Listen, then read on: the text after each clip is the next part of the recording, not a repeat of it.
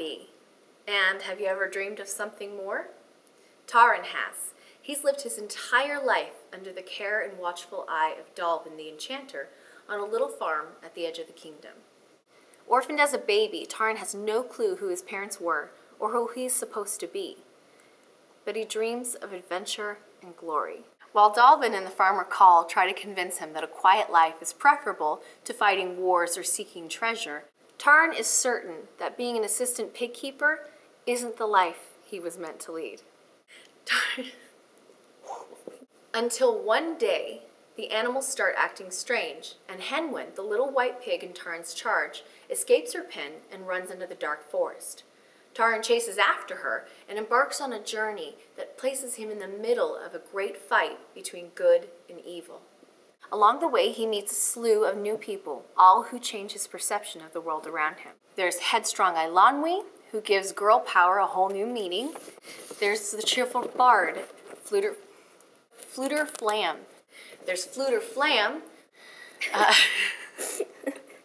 going to say that line one more time. There's Fluter Flam, a bard who has a harp that breaks a string every time its owner tells a lie, or bends the truth, as Fluter would say. There's Gurgi, a lovable monkey-man-bear hybrid, and Gwydion, the hero of Prydain, who does not quite match up to Taran's expectations. Taran and his companions travel across Prydain in search of little Henwen, and try to avoid being captured by the horde of Cauldronborn ravaging the countryside. Did somebody say zombies? Just what exactly does Dalvin know and he's not telling? And just who or what is the Horned King? And what does he want with Henwen? If you're looking for adventure, magic, and hilarious characters, look no further than the first book of the Prydain Chronicles, The Book of Three by Lloyd Alexander.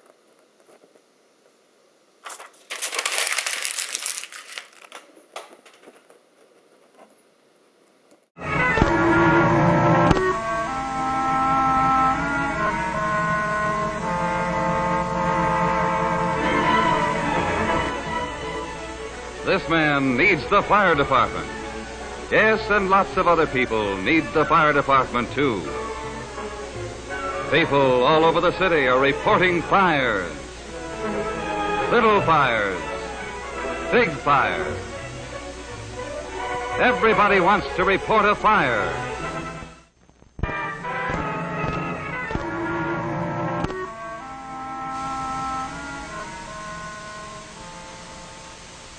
Housed within these stations are the crews and equipment of the basic firefighting unit.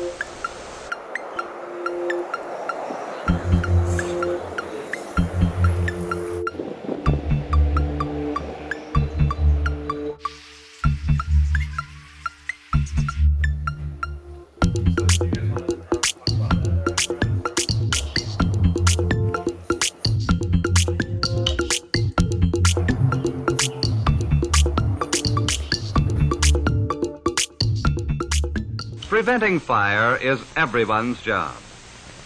But the control and extinguishing of fires, once started, is the responsibility of the fire department. A fireman's job is a hazardous one, a job of teamwork and preparedness. He must be ready at any moment of the day or night to come to your aid when fire or disaster strikes. I'm firefighter Marcus Koss. I'm Lieutenant Joe Rogerson. I'm firefighter paramedic Brian Jackson. I'm the apparatus operator and paramedic Jeff Otto. But we always start our career with a 3-month fire academy. So every firefighter goes through that academy, and it's very rigorous, and it gives you all the training you need to be able to do the job. To be a firefighter, you have to work really hard at being a firefighter. It takes a long time to get on. You have to take a lot of interviews. Well, you need medical training. Oh, that's good. So you have to, there's an EMT course. All of our firefighters at Twelve Valley Fire and Rescue in most departments are at least an EMT basic. Our job, we're always training and always learning new things. That's part of the job. It's dynamic and things change. And so it's kind of like we're always going to school. Mm-hmm. That's true.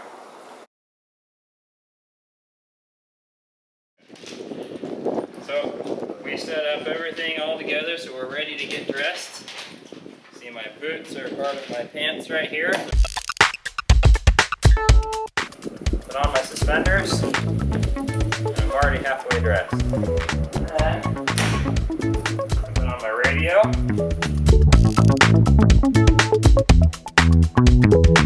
And already I'm almost ready to go to the fire, but I've got to cover up all the skin because you can't touch fire.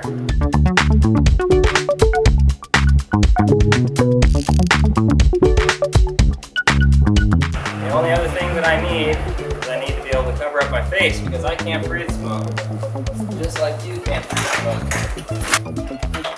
This is just like what scuba divers wear. This is an air tank that we can breathe air at in a fire. So I can put this on, and then I get my mask.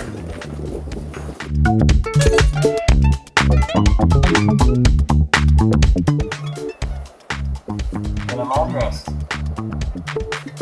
turn on my air pack, talks to me, tells me it's working. And now I'm breathing air from in here.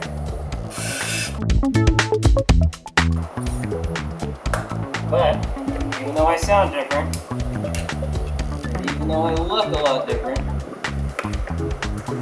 you don't have to be afraid of me. I'm still the same happy guy.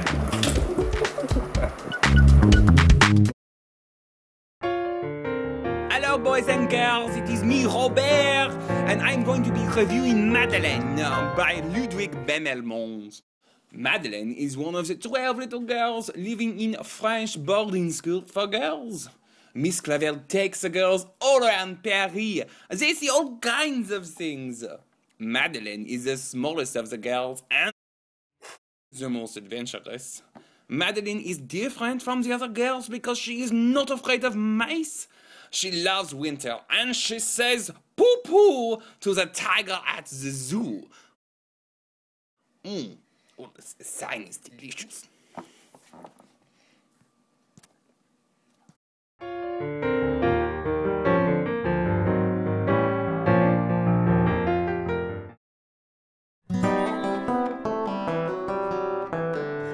The Mayor of Wissahickon Creek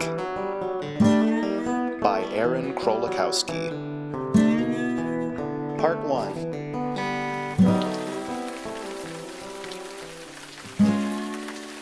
Bad weather.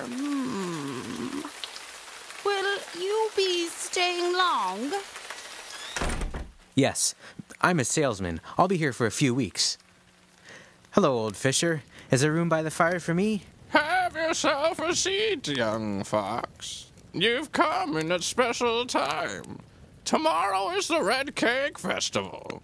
It reminds me of the mayor's race. It was so exciting. Do tell. I have time. I need to dry off. It was during the Red Cake Festival, a day we celebrate our hero, Baron von Fricken. Such a time it is. Even some trampoline action. Ooh, ooh. The rabbits were in heaven. The kids spent the afternoon playing Foursquare. And of course, the red fluff cakes were all on the tables. The mayor always snuck a taste. Soon, the beavers took a turn flipping the trampoline. One unlucky rabbit got tossed way too high. Poor Jimmy Maloop was going to hit the rocks. Whoa! Hold on there, buddy. It's the adventurer, Harry Vanyama. She saved his fluffy butt. 3 cheers for Holly! Hooray! Hooray! Hooray! It is a tradition at this festival for a resident of the creek to make their bid to run for mayor. And I would like to run for a 4th term. Thank you, Junior. Let's have Holly Vanyama run. She's the hero of the day. I nominate this brave raccoon. Yeah! Very funny, Cottontails. I climb mountains, not silly podiums. Can you imagine someone else as mayor? No one else has an appetite for it. Extra, Bubble Bob has run for the term. There she is now. Hallie! Have you read the story about the Bubble Bop? He wants to tax immigrant workers. I know we were joking around at the picnic, but I'm serious now. Run for mayor. But nothing. I know you go on adventures and see new places. How about doing something for your own town? This could be an all-new adventure. I'm a writer, Holly. I could write speeches for your campaign. Really? A new adventure. I love it. Blackie, good to see you back. I have to go breed. Remember, it means more voters.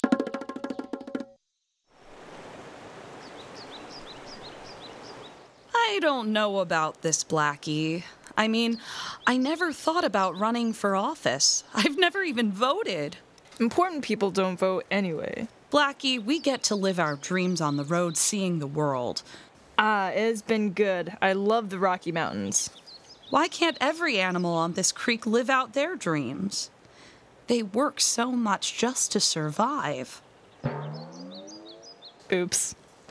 Good thing our constituents can't read. Thumpy, Jumpy. In your last job, when was the last time you took a vacation? A vacation? What is that? Now, what kind of life is that? It's a disaster! Calm yourself, Junior. We've never run against an opponent. We can do this. We are the incumbent. So she's an adventurer and an explorer. She's in our game now.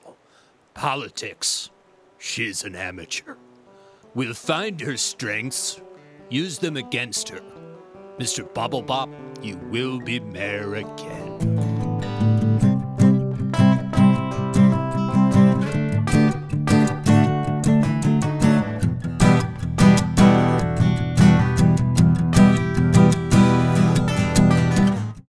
She keeps on twirling and twirling and twirling and twirling around. She keeps on twirling and twirling and twirling and twirling around. She's never gonna stop. Why would she? She's a princess. Ooh, she's a princess. She's a princess. Ooh, she's a princess.